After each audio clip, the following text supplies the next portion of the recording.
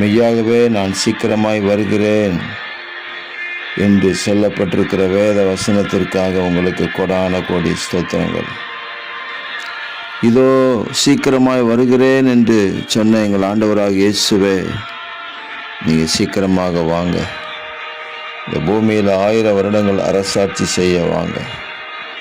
ஆமேன். கர்த்தராகிய இயேசுவே வாரும். உங்கள் வருகை நாள் வரைக்கும் உங்கள் பிள்ளைகளாகிய எங்கள் மேலே கிறிஸ்துவின் கிருபை எங்களை அளவில்லாமல் நிரப்புவதாக என்று நாங்கள் செபிக்கிறோம்.